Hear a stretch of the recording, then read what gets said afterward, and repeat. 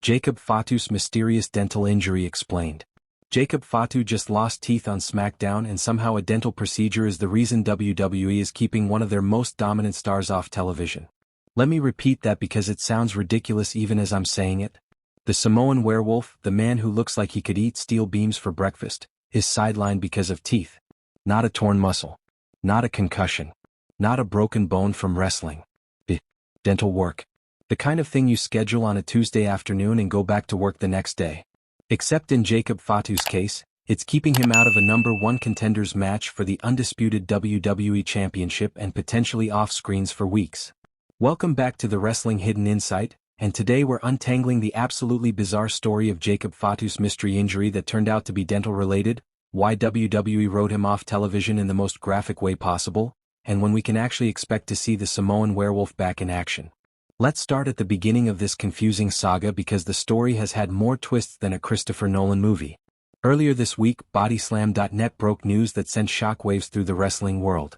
They reported that Jacob Fatu was dealing with a non-wrestling related injury and could potentially be sidelined well into 2026.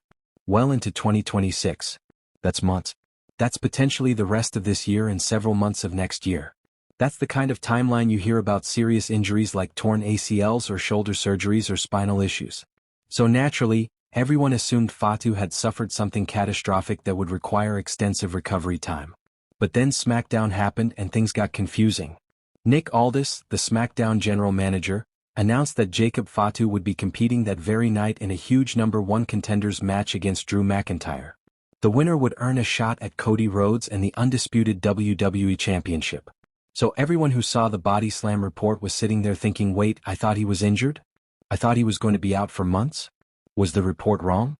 Was it a work? What's happening? And then the match time came and Jacob Fatu's music hit, but nobody walked out. The entrance stayed empty. And cameras cut backstage to show Fatu laid out after an apparent attack. He was bloodied. And here's the part that had everyone talking. There were teeth on the ground. Multiple teeth. Knocked loose and spat out. Fatu's mouth was a mess. Officials rushed to help him, and it became clear he wasn't competing that night. The match was cancelled. Drew McIntyre didn't automatically become #1 contender. And everyone was left wondering what the hell just happened and who attacked Fatu. So the story went from Fatu is injured and out for months, to Fatu is wrestling tonight actually, to Fatu just got attacked backstage and lost teeth and definitely isn't wrestling tonight.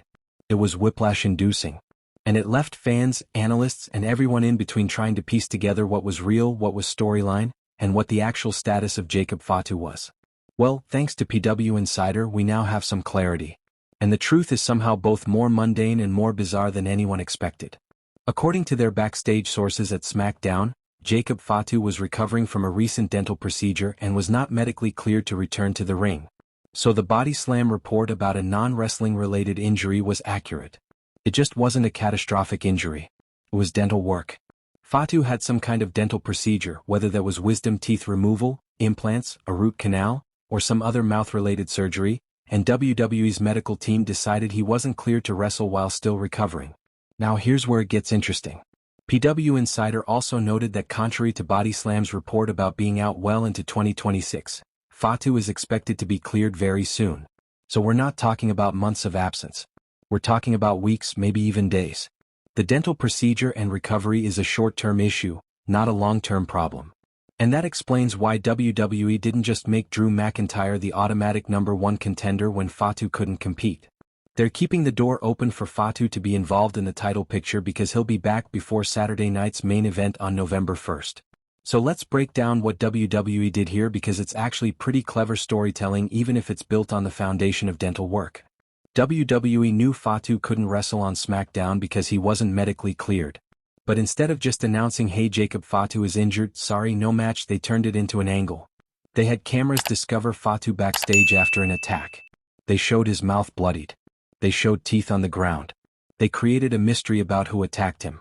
And they wrote him off television in a way that protects him, keeps him looking strong and sets up future storylines. The teeth visual was particularly effective, if a bit graphic. Seeing teeth on the ground immediately communicates this was a brutal attack. This was serious. This was someone trying to end Jacob Fatu's career. It's visceral. Shocking. And it makes the audience want to know who did it and why. The fact that those teeth are related to Fatu's actual dental procedure is beside the point. WWE took a real medical situation and incorporated it into storyline in a way that serves multiple purposes. First, it explains why Fatu can't wrestle without making him look weak or unreliable. He didn't get injured in a match. He didn't fail a physical. He got attacked. That's not his fault. Second, it creates intrigue. Who attacked Fatu? Was it Drew McIntyre trying to eliminate his competition? Was it someone from a rival faction? Was it internal bloodline drama? WWE hasn't revealed the attacker yet, which means they can pay it off when Fatu returns. Third, it keeps Fatu in the title picture without actually having him compete. Even though he couldn't wrestle, he's still part of the conversation around who challenges Cody Rhodes next. Itself because I need to understand how dental work keeps a professional wrestler out of action for multiple weeks. I get that dental procedures can be painful and require recovery time. I get that you can't take shots to the face when you've just had oral surgery. But wrestling involves a lot more than just potential face contact. Fatu could theoretically wrestle a match where he protects his face and mouth. Wrestlers have worked through worse. So either the dental procedure was more extensive than we're being told, or WWE is being extremely cautious because they don't want to risk Fatu's health, or the dental issue is more serious than a routine procedure. One possibility is that Fatu had multiple teeth that needed significant work. Maybe he had implants put in, which requires drilling into your jawbone and waiting for everything to heal properly before you can do anything physically demanding. Maybe he had an infection that required antibiotics and time for the swelling to go down. Maybe the recovery is more complicated than we realize because of the specific nature of what was done. We don't have all the details, and WWE is understandably keeping medical information private. But whatever it was enough for WWE's medical team to say nope, you're not cleared to wrestle, and that's not a decision they make lightly.